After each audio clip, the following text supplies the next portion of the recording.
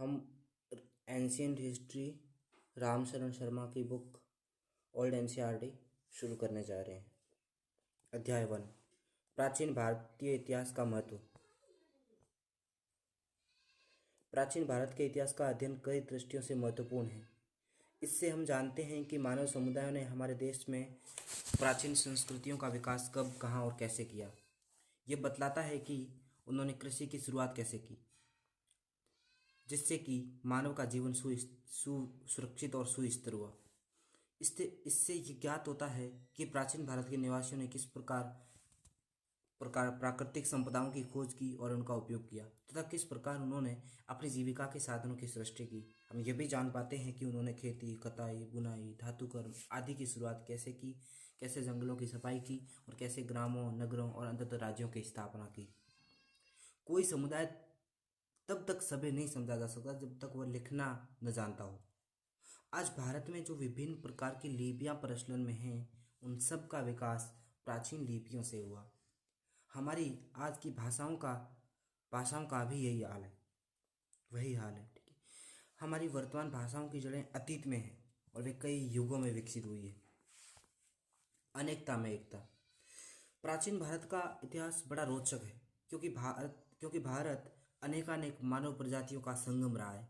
प्राक आर्य, हिंद आर्य, यूनानी, शक, हूण, तुर्क आदि अनेक प्रजातियों ने भारत को अपना घर बनाया। हर प्रजाति ने भारतीय सामाजिक व्यवस्था, शिल्पकला, वास्तुकला और साहित्य के विकास में यथाशक्ति अपना अपना योगदान दिया। ये सभी समुदाय और इनके सारे सांस्कृतिक वैशिष्ट्य निरक्षरवत इस तरह मिल गए कि आज उनमें से किसी एक को हम उनके मूल रूप में साफ साफ पहचान भी नहीं सकते। प्राचीन भारतीय संस्कृति की विलक्षणता यह रही कि इसमें उत्तर और दक्षिण के तथा पूर्व और पश्चिम के सांस्कृतिक उपादान समेकित हो गए हैं, मतलब एक साथ हो गए। इनको अलग अलग करना संभव नहीं है। आज सांस्कृतिक उपादान उत्तर के वैदिक और संस्कृत मूलक संस्कृति के अंग है, तो प्राक आर्य जातीय उपादान दक्षिण की द्रविड़ और तमिल संस्कृति से आए हैं। लेकिन द्रविड़ और संस्कृतेतर भाषाओं के बहुत सारे शब्द उन वैदिक ग्रंथों में भी पाए जाते हैं जिनका काल 1500 से 500 ईसा पूर्व के बीच बताया जाता है। ये शब्द प्रायद्वीपीय भारत एवं वैदिकोत्तर भारत से संबद्ध भावनाओं, संस्थाओं, उत्पादनों और निवासों के द्योतक है।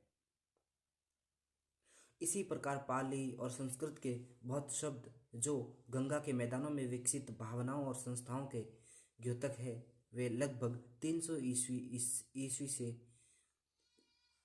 ईसा पूर्व से 600 ईस्वी के संगम नाम से प्रसिद्ध प्राचीनतम तमिल ग्रंथों में मिलते हैं। 300 ईसा पूर्व से 600 ईस्वी के संगम नाम से। ठीक है, इसमें भारत के पूर्वांचल ने भी, जहाँ प्राक आर्य जातियाँ बसी हुई है, अपना योगदान किया है। यहाँ के लोग मुंडा और कोल भाषाएं बोलते हैं। भाषा वैज्ञानिकों ने यह सिद्ध किया है कि हिंद आर्य भाषाओं में फाहा, नौका, खंती, डिगिंग, स्टिक आदि के सूचक बहुत शब्द मिलते हैं, वे मुंडा भाषाओं से लिए गए हैं। यद्यपि छोटा नागपुर के पठार में बहुत से मुंडा परिसर है, फिर भी मुंडा संस्कृति का पूरा अवशेष उतना नहीं है जितना द्रविड़ संस्कृति का। द्रविड़ भाषा के भी अनेक शब्द हिंद आर्य भाषाओं में पाए जाते हैं। ऐसा माना जाता है कि वैदिक भाषा में जो ध्वन्यात्मक और शब्दात्मक परिवर्तन लक्षित होते हैं, उनकी व्याख्या मुंडा प्रभाव के आधार पर जितनी की जा सकती है, उतनी ही द्रविड़ प्रभाव के आधार पर। प्राचीन काल से ही विविध धर्मों का प्रांगण रहा है। प्राचीन भारत में हिंदू, जैन और बौद्ध धर्मों का उदय हुआ, परंतु इन सभी धर्मों और संस्कृतियों का पारस्परिक सम्मिश्रण और प्रभाव प्रति प्रभाव इस प्रकार हुआ कि लोग भले ही भिन्न भिन्न भाषाएं बोलते हो, भिन्न भिन्न धर्मों को मानते हो, भिन्न भिन्न सामाजिक रीति रिवाजों पर चलते हो, पर सारे देश में सभी की एक सामान्य जीवन पद्धति है। हमारे देश में विविधताओं के बावजूद भीतर से गहरी एकता झलकती है। प्राचीन भारत के लोग एकता के लिए प्रयत्नशील रहे हैं। उन्होंने इस विशाल उपमहाद्वीप को एक अखंड देश समझा। सारे देश को भारत नामक एक प्राचीन वंश के नाम पर भारतवर्ष अर्थात भरतों का देश नाम दिया और इसके निवासियों को भरत संतति कहा गया। हमारे प्राचीन कवियों, दार्शनिकों और शास्त्रकारों ने इस देश को अखंड इकाई के रूप में देखा। हिमालय से समुद्र तक फैली इस भूमि की उन्होंने सार्वभौम सकल देशव्यापी राजा के द्वारा शासित छत्र के रूप में कल्पना की। हिमालय से कन्याकुमारी तक, पूर्व में ब्रह्मपुत्र की घाटी से पश्चिम में सिंधु पार तक अपना राज्य फैलाने वाले राजाओं का व्यापक रूप से यशोगान किया है। ऐसे राजा चक्रवर्ती कहलाए। देश में इस प्रकार की राजनीतिक एकता कम से कम 2 बार प्राप्त हुई थी। ईसा पूर्व 3री सदी में अशोक ने अपना साम्राज्य सुदूर दक्षिणांचल को छोड़ सारे देश में फैलाया। फिर ईसा की 4वीं सदी में समुद्रगुप्त की विजय पताका गंगा की घाटी से तमिल देश के छोर तक पहुंची। 7वीं सदी में चालुक्य राजा पुलकेशिन ने हर्षवर्धन को हराया, जो संपूर्ण उत्तर भारत का अधिपति माना जाता था। राजनीतिक एकता के अभाव की स्थिति में भी सारे देश में राजनीतिक ढांचा कमोबेश एक जैसा ही रहा। विजेताओं और सांस्कृतिक नेताओं के मन में भारत का भान अखंड भूमि के रूप में भी हुआ है। भारत की इस एकता को विदेशियों ने भी सकारा है। वे सर्वप्रथम सिंधु तटवासियों के संपर्क में आए और इसलिए उन्होंने पूरे देश को ही सिंधु या इंडस नाम दे दिया। हिंद शब्द संस्कृत के सिंधु से निकाला गया है और कालक्रमेण यह देश इंडिया के नाम से मशहूर हुआ, जो इसके यूनानी पर्याय के बहुत निकट है। ये फारसी और अरबी भाषाओं में हिंद नाम से विदित हुआ। देश में भाषात्मक और सांस्कृतिक एकता स्थापित करने के लिए निरंतर प्रयास होते रहे हैं। ईसा पूर्व 3री सदी में प्राकृत देश भर की संपर्क भाषा लिंगुआ फ्रैंका का काम करती थी। सारे देश में प्रमुख भागों में अशोक के शिलालेख प्राकृत भाषा और ब्राह्मी लिपि में लिखे गए थे। बाद में वह स्थान संस्कृत ने लिया और देश के कोने कोने में राजभाषा के रूप में प्रचलित हुई। यह सिलसिला ईसा की 4वीं सदी में आकर गुप्त काल में भी मजबूत हुआ। यद्यपि गुप्त काल के बाद देश अनेक छोटे छोटे राज्यों में बंट गया, फिर भी राजकीय दस्तावेज संस्कृत में ही लिखे जाते रहे। यह भी उल्लेखनीय है कि प्राचीन महाकाव्य रामायण और महाभारत तमिलों के प्रदेश में भी वैसे ही आह्लाद और भक्ति भाव से पढ़े जाते थे जैसे काशी और तक्षशिला के पंडित मंडलियों में। इन दोनों महाकाव्यों की रचना मूलतः संस्कृत में हुई थी। बाद में इन्हें विभिन्न स्थानीय भाषाओं में प्रस्तुत किया गया, परंतु भारत के सांस्कृतिक मूल्य और चिंतन चाहे जिस भी रूप में प्रस्तुत किए जाए, उनका सारत्व सारे देश में एक सा रहा है। भारतीय इतिहास की यह विशेषता है कि यहाँ एक विचित्र प्रकार की सामाजिक व्यवस्था उदित हुई है। उत्तर भारत में वर्ण व्यवस्था या जाति प्रथा का जन्म हुआ तो सारे देश में व्याप्त हो गई और प्राचीन काल में जो लोग बाहर से आए थे वे वृद्धि के साथ साथ वही है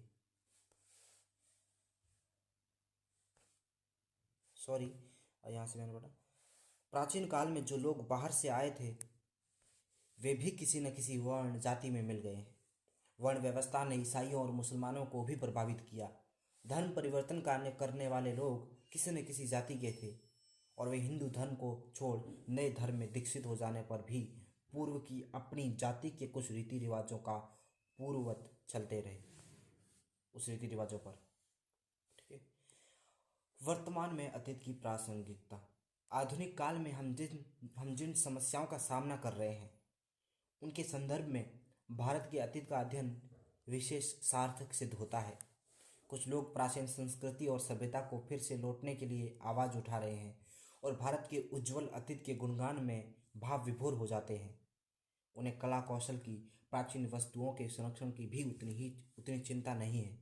वास्तव में वे समाज और संस्कृति का पुराना प्रतिमान स्थापित करना चाहते हैं। ऐसी स्थिति में अतीत को ठीक से समझना निहायत जरूरी है।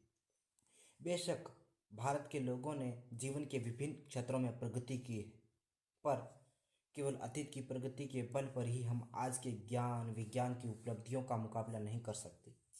इसमें संदेह नहीं है कि प्राचीन भारतीय समाज अन्यायग्रस्त था।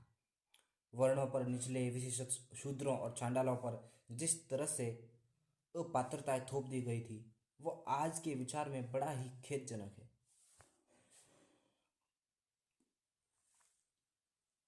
अगर पुरानी जीवन पद्धति में परिवर्तन न लाया जाए तो स्वभावत वे सारी विषमताएं भी सर उठाएगी ही।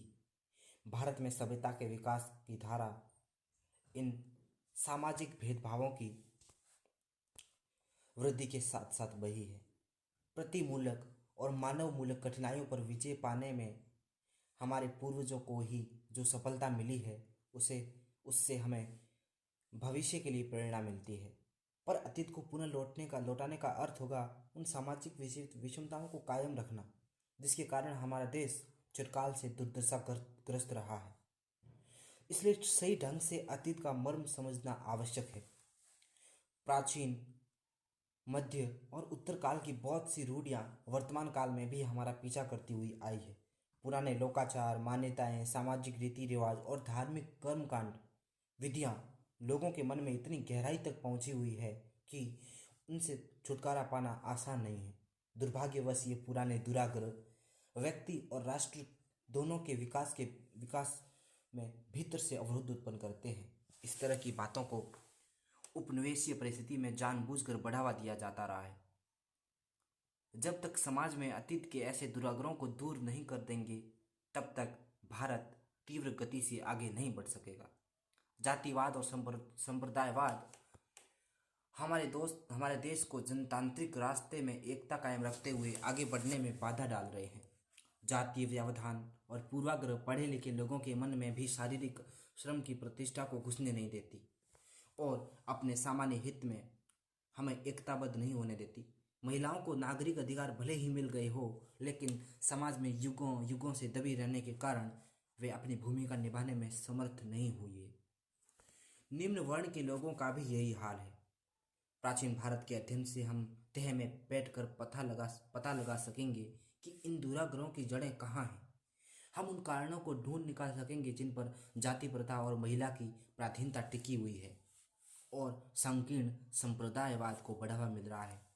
अतः प्राचीन भारत का इतिहास केवल उन लोगों के लिए प्रासंगिक नहीं है जो जानना चाहते हैं कि अतीत का उज्जवल स्वरूप क्या है, जिसे कुछ लोग फिर से लौटाना चाहते हैं, बल्कि उन लोगों के लिए भी है जो देश की प्रगति में बाधा डालने वाले तत्वों को पहचानना चाहते हैं। अब अभ्यास प्रश्न देख लीजिए क्योंकि कहीं ना कहीं जो यूपीएससी सिविल सेवा परीक्षा मुख्य परीक्षा में कहीं ना कहीं इनसे भी है जो कुछ सवाल उठा लिए जाते हैं। शायद जैसे कि तैसे ना हो, फिर भी कुछ मॉडिफाइड करके सुधार करके कटे जाते हैं। जैसे इसमें जो पद और अवधारणा दिए गए, जैसे कि मानव प्रजाति क्या, संस्कृत मूलक संस्कृति, वर्ण, अनेकता में एकता, चक्रवर्ती, इन सब के बारे में थोड़ा टिप्पणी लिखिए। देखो, आप जब मेंस की प्रैक्टिस करते हो तो इन जो ये क्वेश्चन है, सबसे पहले जो स्टार्टिंग करना है इनसे करनी है, ठीक है। ये सबसे बेस्ट है क्योंकि इस बहाने आप ये एनसीईआरटी भी डीपली पढ़ लोगे, ठीक है। और दूसरा, और यूपीएससी भी इसी तरह के क्वेश्चन है जो कहीं देती है कहीं ना कहीं, ठीक है। तो अच्छे से प्रैक्टिस हो जाएगी, ठीक है। जो संस्थाएं क्वेश्चन प्रोवाइड करवाती है वो नहीं करें, आप एनसीईआरटी के जो दिए गए क्वेश्चन हैं उनको लिखने का प्रयास करें, उनको प्रैक्टिस करें, ठीक है। बताएं कि प्राचीन भारतीय इतिहास का अध्ययन आज के भारत को समझने के लिए किस प्रकार उपयोगी है। यानी कि जो प्राचीन भारतीय इतिहास है उसका अध्ययन आज के भारत को समझने के लिए किस प्रकार उपयोगी, क्योंकि आप संप्रदायवाद देख लो, हिंदू मुस्लिम देख लो, जाति प्रथा कितनी गहरी है वो देख लो, पूर्व धारणाएं रूढ़िवादियाँ किस प्रकार अभी भी प्रचलित है कुछ, वो भी देख लो। तो इस प्रकार से प्राचीन भारतीय इतिहास का अध्ययन जरूरी होता है आज के भारत को समझने के लिए, ठीक है। यानी कि जो रूढ़ियाँ आज व्याप्त है उनकी जड़ें अतीत में है। तो इस प्रकार से प्राचीन भारतीय इतिहास को समझना बहुत जरूरी है अगर आज के भारत को अच्छे से समझना चाहते हो तो। तीसरा, क्या आप जानते हैं कि अतीत को परिवर्तित करना वांछनीय है? बताएं क्यों और क्यों नहीं। आपने फैक्ट दीजिए, आपने पढ़ा है पूरा टॉपिक ये, ठीक है। प्राचीन भारतीय इतिहास के संदर्भ में विभिन्न संस्कृतियों के मिलकर एक होने के उदाहरण है। तो बिल्कुल आप दे सकते हो, क्योंकि बहुत सारे हैं जो प्रजातियां हैं, जातियां हैं, वो भारत में आई और आज इस प्रकार रस बच गई है कि उनको अलग करना है, जो असंभव है। ठीक है।